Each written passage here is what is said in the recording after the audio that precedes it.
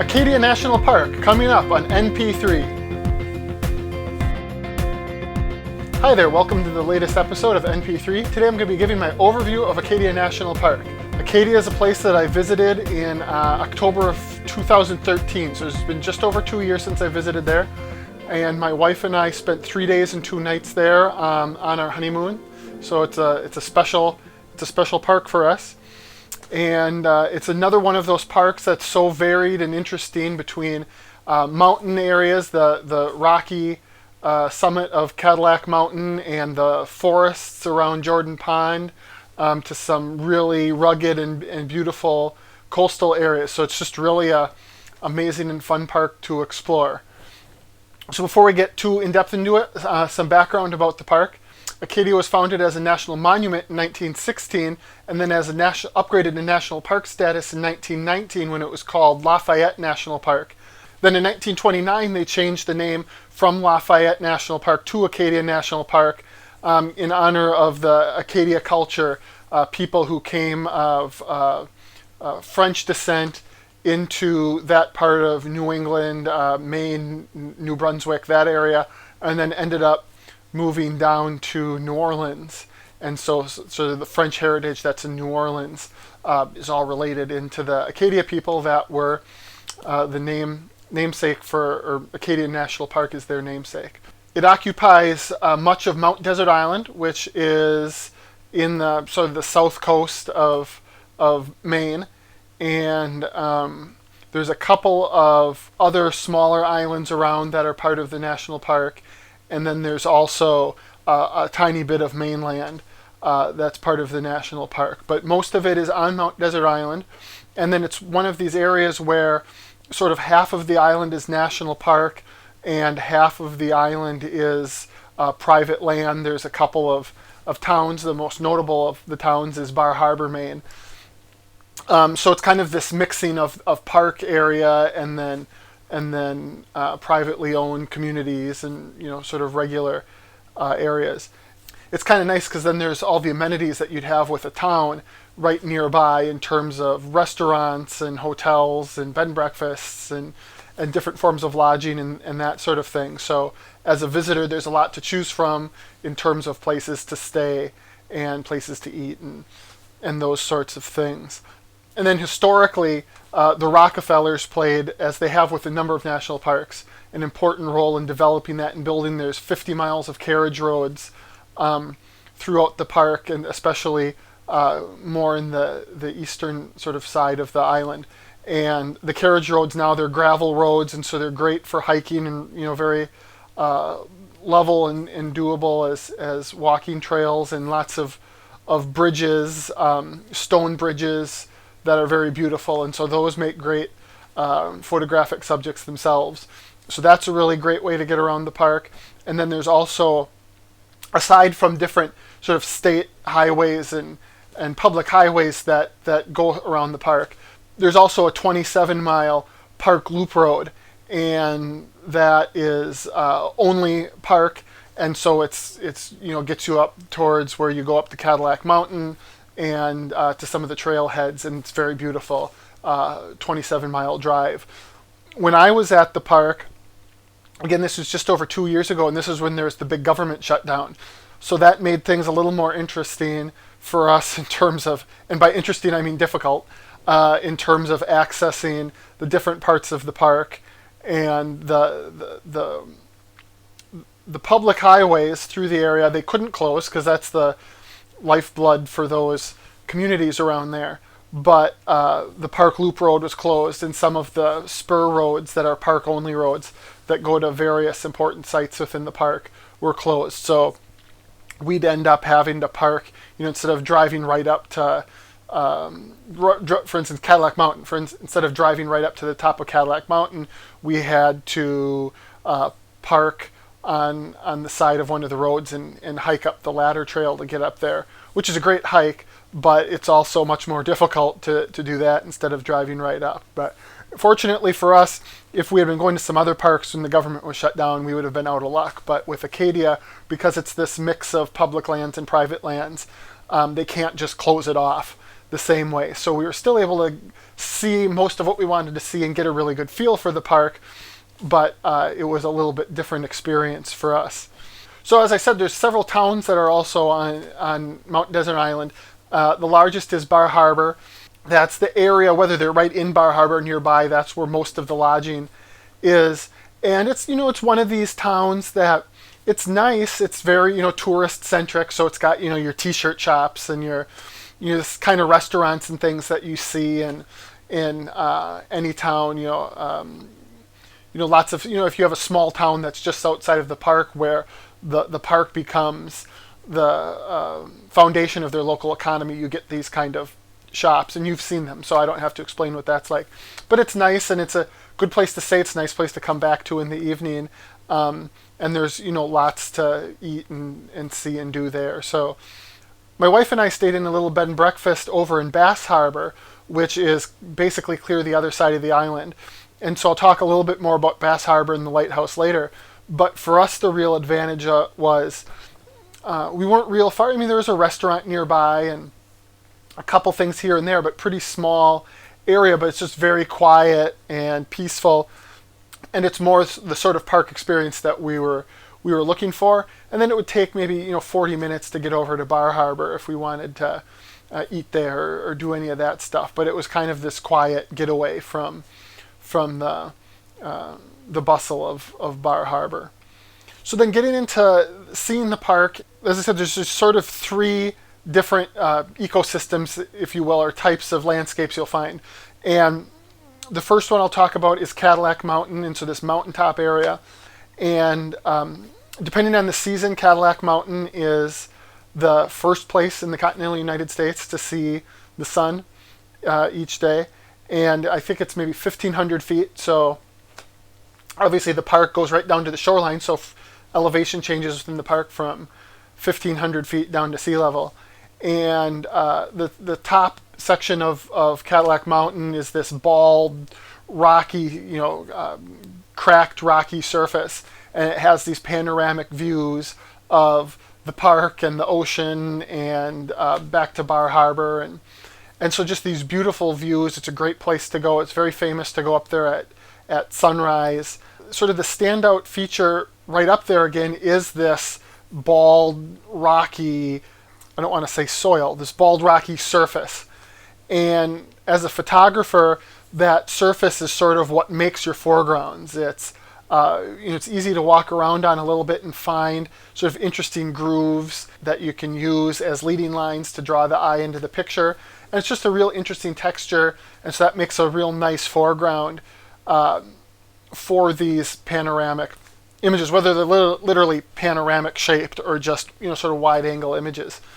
You'll also, if you look around at dawn, if you get a clear day but with some fog, Cadillac Mountain will be a beautiful place to be, because you can get above the fog and look back down on it and see the shadows as the sun rises, the shadows of trees kind of through the fog and things like that. Unfortunately for me, we weren't able to get up there at dawn, just due again to the park closure, and my wife and I had to hike up the ladder trail, which pretty much ascends most of that 1,500 feet, and it's called the ladder trail because you're literally in sections of it climbing up ladders. It's a beautiful trail, and it's not one we had on our itinerary. We were hoping actually to hike the Precipice Trail, which is real nearby, and from everything I've heard is absolutely spectacular. But the access point to that is off the Park Loop Road, which we couldn't get to, so instead we substituted in this ladder trail, and it was great. It was just really a treat. Lots of great viewpoints.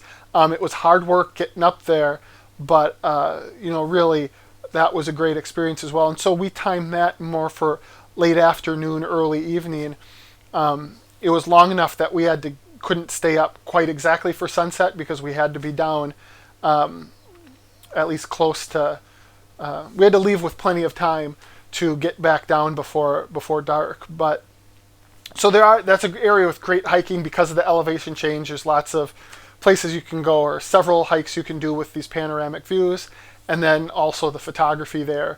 And being able to drive up normally to Cadillac Mountain makes it a good dawn destination, because you don't have to wake up, too early to get in a hike before you're on location. You can just wake up, drive right up to the viewpoint, and there's just going to be all different kinds of angles. Again, looking at either different light play that the sunrise creates on the landscape below, or using the granite to create really interesting rugged foregrounds.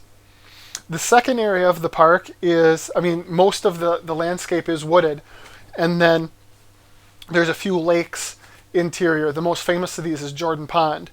And there's a trail that runs right along Jordan Pond and is extremely picturesque. And so, again, normally you can drive right up at the southern end of the pond. There's Jordan Pond House, which is just a famous destination for people visiting the park to stop, to have a bite to eat. They have seating right out back facing the pond. And so it's just this beautiful, beautiful place to relax and spend some time. Again, with the park closure, that was closed for us, but we were able to walk down the park road about a mile and get to that area and do some of the hiking, and it was fall. So it's a beautiful hike. You can go right around the lake, and it's got, little rock areas that'll outcrop into the water, and so there's vantage points to look down the shore in either direction, and there's two sort of hill formations at the north end, North Bubble and South Bubble.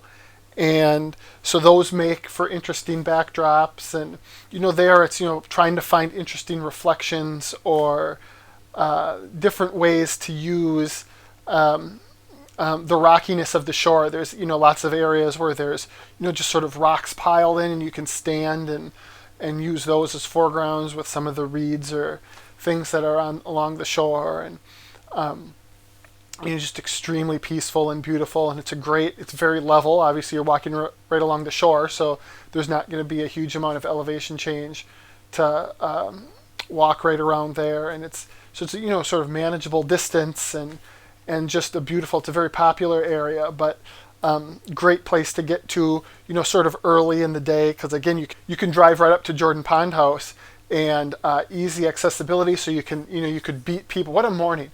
You get up early, you sort of beat everyone to Jordan Pond, go for a beautiful dawn hike around this perfect wooded lake, and by the time you get done, the Jordan Pond House will be open, and you have a bite to eat, and that's my kind of day right there. I'd do that every day if I could. So that's just a really good area to make sure you have on your itinerary.